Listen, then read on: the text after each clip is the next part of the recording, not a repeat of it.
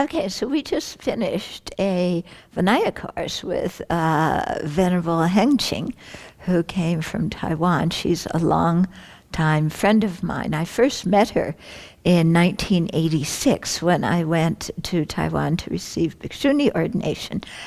She was a friend of Venerable Lekshe Somo's, and since I didn't know anybody in Taiwan, Lekshe put me in touch with Venerable Hengqing.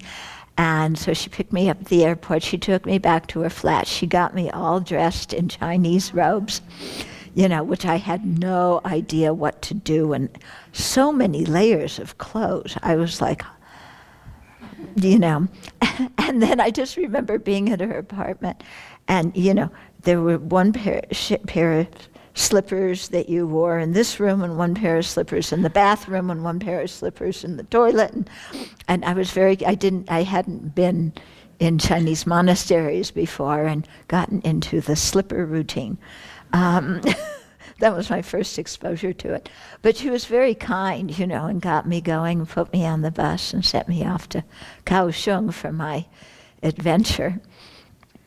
And then I've seen her also several times in the intermittent time, because she and Venerable Wuyan have both been very supportive of trying, the efforts of in the Tibetan tradition to have the Bhikshuni ordination. And so she's come to conferences that the Department of Religion and Culture has held and met with His Holiness about it and so on. But it was really nice to have her here for, what was she here, about 9 days, something like that, 10 days. Anyway, and I really liked the way she taught Vinaya, because it was more like a discussion group. She would clarify different things, and then we would all jump in with our questions, our ideas, thinking of past situations that had happened to us to see if different precepts were applied, thinking of things that could happen in the future, how would we deal with different situations applying these precepts. And so in the process of that, people really came to see that the precepts are very practical. Sometimes when you read in academic books about the Vinaya, and especially about the Pratimoksha precepts, they say that this is one of the first legal codes that was established in the world. So yes, that might be for academics. They see it as a legal code. But of course, for those of us who practice it, it's not a legal code. It's a guideline for how to live your life in a healthy way. Yeah. So it depends, of course, how you take the Vinaya. Some of our friends in different traditions take the Vinaya in a very legalistic way, and discriminate all the fine lines between, if you do this, and then if you do it slightly differently or slightly differently yet, what kind of offense it is and whether it is an offense or not. The way that we've been approaching it, and especially in talking with Venerable Hengqing, is just how it affects our life and especially our mental states, and how does it affect our relationships with each other and with the lay people. Yeah, and so instead of focusing on the fine legal details, looking at the general principle and how to apply it. And I think that's been very helpful for people. Would you agree? Yeah, and really seeing it not as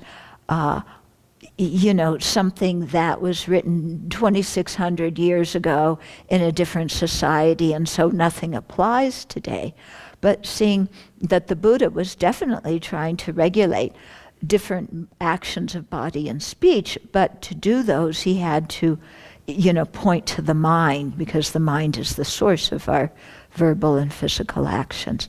And so in that respect, some of the things that Buddha may have been talking about are different, but the principles that lie behind those and the mental states that he wanted us to become aware of are still the same. And so in studying the precepts, it really, it makes us more aware of our own mind. It gives us more words more tools, more concepts with which to look at our own mind, and to see that this document was put together with compassion, and that, of course, since some of the references refer to 2,600 years ago, there's some things we can't apply quite literally and that don't, really apply so much anymore. But we can look beneath many of the things at the meaning and really benefit quite a bit. Yeah. Did you find that it made you more aware of different actions that you do or could possibly do that you haven't been so aware of or taken so much care of? Yeah. It really has that effect. Yeah. And I also wanted to clarify, for your question, because the question came up about some of the translation language that was used in Heyermann's translation, like the Sangha punishing people and so on. And actually in Venerable Benyen's book that I helped to edit, there was no mention of punishment. The idea is rather how people make amends for their mistakes. So it's not that you make a mistake and then the Sangha points a finger at you and says, you're bad and we're going to punish you. That's not the thing. It's like we've agreed to live in a certain way due to our afflictions. We haven't done that, so we've gone off the way that we've established for ourselves to be, and we haven't cooperated with the community guidelines that we agreed to when we ordained. The community guidelines being the precepts as well. And so it's for us to make amends and restore the relationship. And so that's what happens, after an offense is created. There's some offenses you go and you confess to one single bhikshuni, others that you have to give up an article that you procured in a way that wasn't with right livelihood. You have to give it up. And then embarrassingly, after you confess it and give it up, the Sangha gives it back to you. Yeah. And then other ones still, we make amends by taking some time out and staying, in a more secluded way, sitting at the end of the line. We give up our 35 privileges as fully ordained people and return to a more humble position in the Sangha, and then have to be reinstated by the Sangha to our full status with all of our usual privileges after we've completed that period of penance, you could say, And so it's really a process of making amends when we've made mistakes. It's not a thing of the Sangha punishing us. Okay? That's very important to understand. Yeah, because if we review it, if we see it as punishment always comes from somebody outside us, and it's something we don't want, and we feel like it's inflicted unfairly on us. And if you feel that way after you've made a mistake, then that's not going to help you grow in the Dharma. Yeah, whereas acknowledging our own mistake, wanting to make amends, is the way to really repair the situation in our own mind. Yeah. Okay, clear? Good. You had something? No? Anything? Okay, so so we, I think, had a very rich feast of Vinaya, just even in a short period of time. Yeah, so it's really given us a lot to think about and apply to how we live as a community. So let's continue to study this. And, if you didn't finish all the readings that she had given, then try and take some time, to do a little bit of Vinaya reading every week. Maybe I'll share. Yeah? So that way you keep learning about the Vinaya, and then you can bring these things up and we can discuss them more. For me, one thing that it brought is that by following the precepts, you really develop a virtuous mind. And how wonderful it is to have a virtuous mind. Mm-hmm. And it really encouraged me to work hard at it. Very good. Yeah.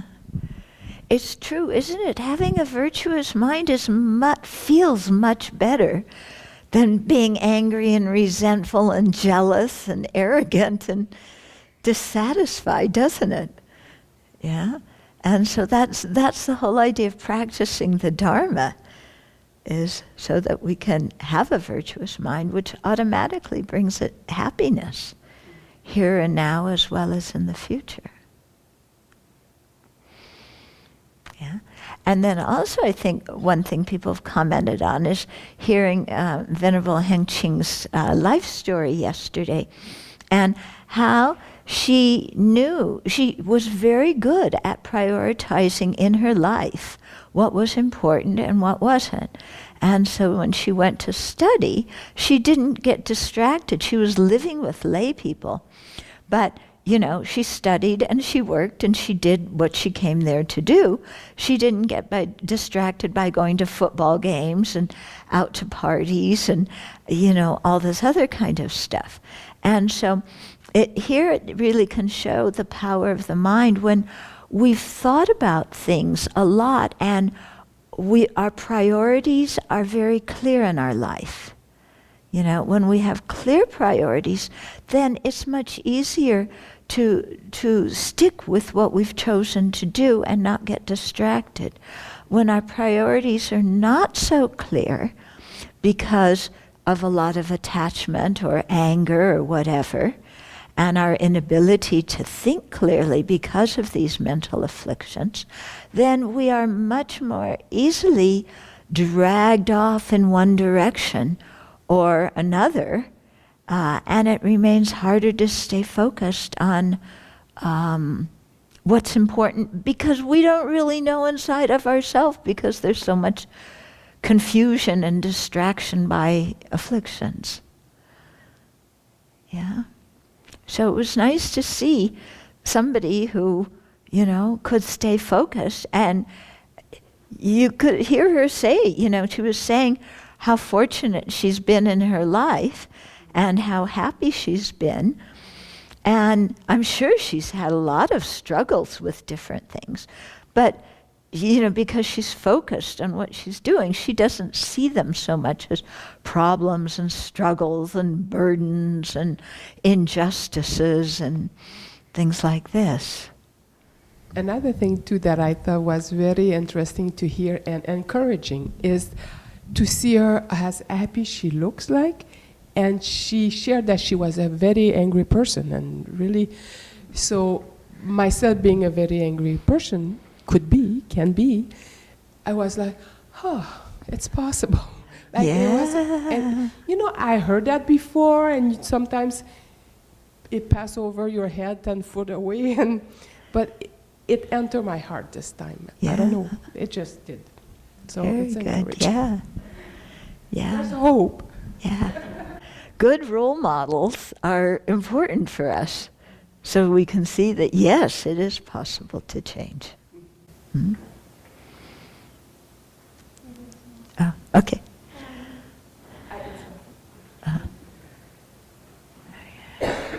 And yesterday she said also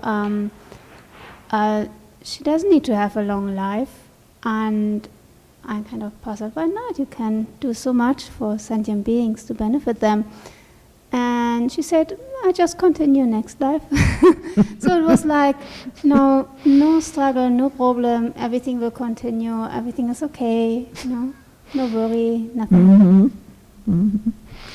I was wondering if she was checking out the Abbey for next life.